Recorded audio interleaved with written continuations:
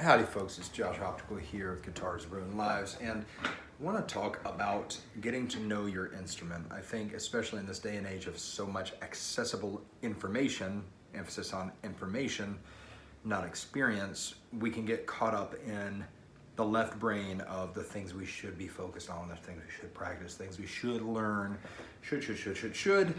And I want to help bring a focus back to the fact that playing an instrument is a really intimate physical experience.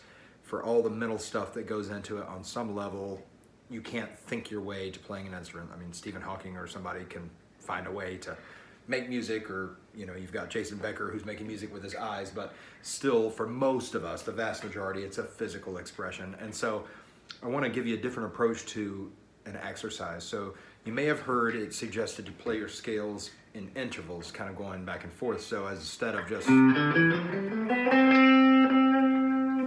little trouble with my input jack there. Instead of just going through your C major scale like that, you might go as in 1, 3, 2, 4 in major thirds. You're skipping over. I call it leapfrog. Up, 2, down, 1. Up, 2, down, 1, etc., etc. You can do that, and that's a good idea for a really straightforward do, re, mi kind of sound.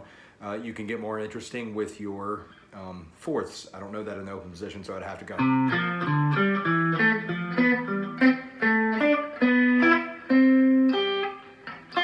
Etc., etc.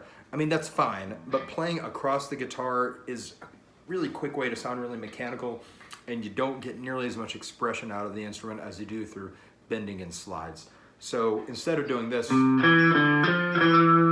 want to suggest you try this.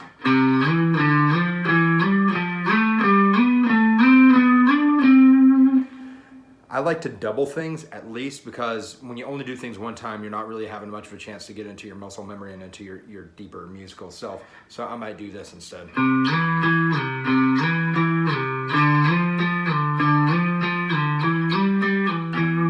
So on and so forth. If you want to, you can get the middle part too and go C, C, D, F, D, F. At some point, that's probably a good idea if you want to know it at that level. But for starters, I really think it's more helpful and more useful just to get it into your body.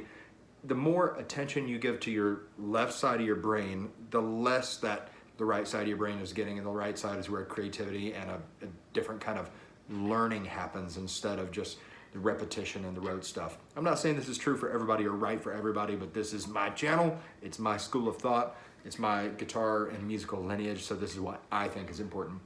So for me, because it's not really gonna benefit me that much with the kind of music I play, to go D, C, E, C, E, D, F, E, and God forbid somebody asked me to do this in key E flat, to me it's much more functional just to really get as intimate as I can physically into touch with the instrument and into the sound and the feeling of it. The other huge benefit that this is going to give you is really getting to know not just the guitar in general, by the way, there's no such thing, but your guitar. There's only individual guitars. There's no such thing as guitar, period. There's only guitars. And so each one feels different. This Telecaster with this scale length feels very different than my Paul Reed Smith with a much shorter scale length, and so on and so forth.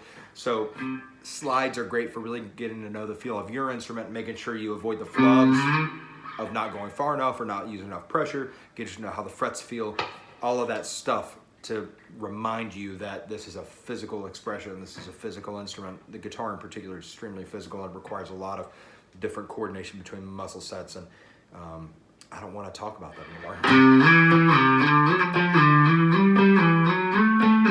And there I messed up because I was trying to go too fast. So it'll tell you that too. And then you can do it with any scale you want to, right?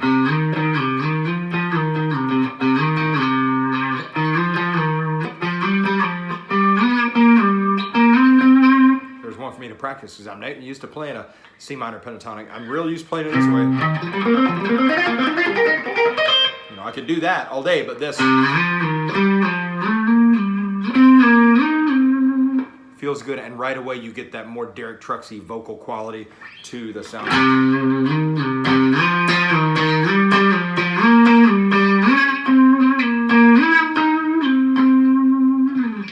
And there, as the stretches get longer, it gets harder to nail your notes. If I'm going over 2 frets, that's easy.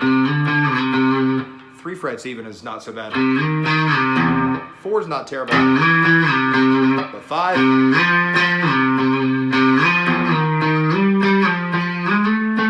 See there, I wanted to do it again.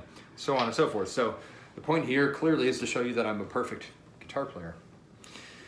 No, the point is that I'm not, nobody is, and we're all learning from whatever point we are at. And I think that getting to know your instrument in a very physical, direct way that's less focused on trying to pick things apart from the left brain perspective will really get you further faster as far as finding your sound, as far as becoming competent, as far as having a sense of authority on your instrument, which will do much more for you getting your music across than any amount of book learning.